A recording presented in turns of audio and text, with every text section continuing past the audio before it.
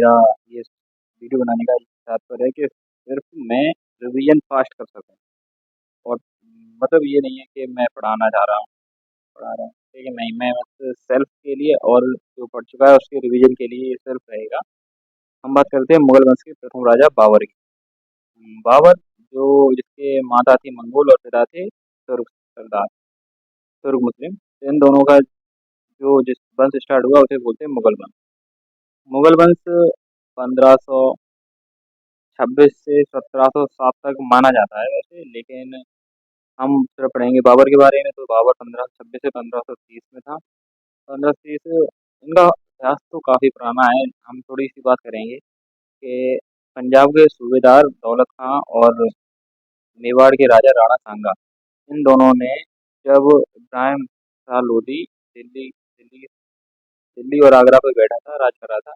Actual में बात ये थी, सल्तनत काल दिल्ली की राजधानी थी, लेकिन सिकंदर लोधी ने आगरा को राजधानी बना दी, इसलिए दिल्ली आगरा दोनों थे। तो आगरा की राज पे मोहम्मद शाह लोधी रहता था। दौलत खां और मालवा के मेवाड़ के राजा राणा सांगा ने, दोनों ने बाबर को एक पत्र लिखा और कहा कि आपके लिए बढ़िया मौका है, आप दिल्ली और आगरा पे आक्रमण करें और धन लूट के वापस चले जाएं।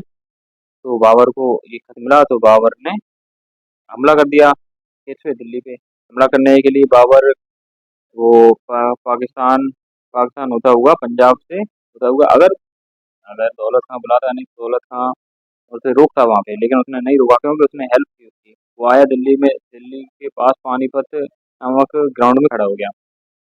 तो इधर से उसे सूचना मिली कि बाबर आ गया, इसकी तैयारी की जाए महमूद लोधी को। तो वो भी अपनी सेना लेके गया। 1526 की बात है, 21 अप्रैल को युद्ध हुआ वहाँ पे। बाबर जीत गया। बाबर जीत गया, उसने पहले तोप का इस्तेमाल किया, पहली बार भारत में हुआ था। तो 1526 में, और उसने टुकड़ुमा नीति अपनाई थी जो चारों तरफ से सेना की टुकड़ी आक्रमण करती थी। तो ये इससे लगा, वो उसकी सेना का हौसला टूट गया महमूद लोधी का, और वो हार गया। तो हार गया, तो उसका नाम जयूद्दीन मोहम्मद बाबर, जो उसका पूरा नाम था, 1526 में दिल्ली को राजधानी बनाकर वो बैठा बैठा मुगल वंश का था। उमर शेख मिर्जा उसके पापा थे। कुछ लोग, हाँ, उसकी माता का नाम था, वो सुन्नी मुस्लिम था। काबुल का पहले राजा था, फिर वो उसने आक्रमण किया, तो ये दिल्ली की राजधानी बैठा। बाबर 50 साल तक राजा रहा, और चारों साल उसने एक ना एक युद्ध जरूर लड़ा। 1526 में पानीपत का एक प्रथम लड़ाई करके उस पे बैठा। 1526 में तो बैठा ही था। 27 में उसने मेवाड़ के राजा मेवाड़ के राजा राजा रतन सिंह और राणा सांगा, इनसे युद्ध किया। राणा सांगा से लड़ाई की। रतन सिंह उनके पिताजी थे। तो बाबू खानवा का युद्ध हुआ 1527 में। खानवा की 17 मार्च 1527 में खानवा का युद्ध हुआ। खानवा बाबर जीता, उसने यहाँ पे जिहाद का नारा दिया। एक्चुअल में ये था कि इसमें राणा सांगा थोड़े ज्यादा अग्रेसिव लग रहे थे, तो अग्रेसिव लग रहे थे। बाबर ने जिहाद का नारा दिया, ताकि काफिरों का देश है, इसे हम पूरों के पास ले जाएं। मतलब जितने काफिर काफिर माने, काफिर से होते हैं, जो गैर मुस्लिम होते हैं उन्हें काफिर बोलते हैं, आई थिंक मुसलमान।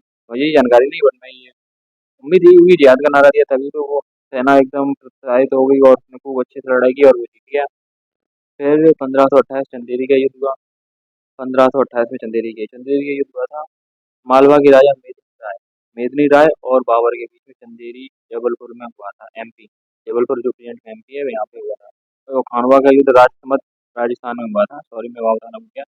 और एमपी में चंदेरी जबलपुर, ये इसमें चंदेरी का युद्ध हुआ था। 29 जनवरी 1528 में ये युद्ध हुआ था। और ये तो थोड़े राजा कमजोर थे, वो बाबर आराम से जीत गया था।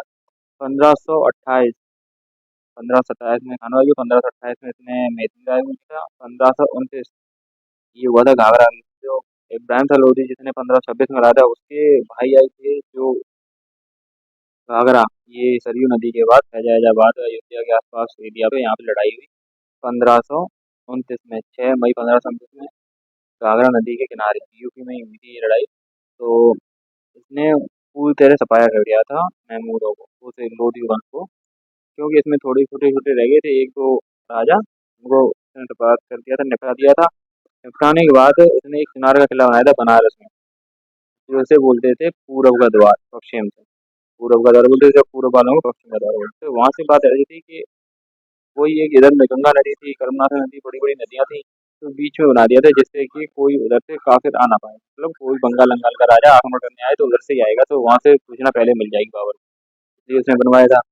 उसके कुछ महत्वपूर्ण कार्य बांधो, जैसे उसने आगरा में आगरा में आराम बाग बनवाया था, और चिनार का किला बनारस में बनवाया था। बाबरनामा बाबरनामा तुझे के बाबरी नामक एक पुस्तक लिखी थी, जिसने मईवियान शैली में लिखी थी, जिससे जो शब्द का लास्ट वर्ड हो उसी वर्ड से पहला वर्ड स्टार्ट हो सेकंड सेंटेंस का, ऐसा था कुछ। धार्मिक गुरु उबैदुल्ला एराज थे उसके।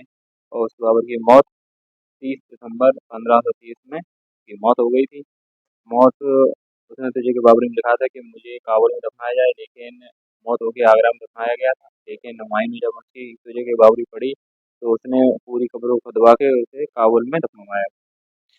हुमायूं के वो सॉरी बाबर की चार पुत्र थे, हुमायूं, कामरान, हिसार और अस्करी। और सुलेमान उसके चचेरा चेहरा, मतलब हुमायूं का चचेरा भाई था, या बाबर का भाई के लड़का था।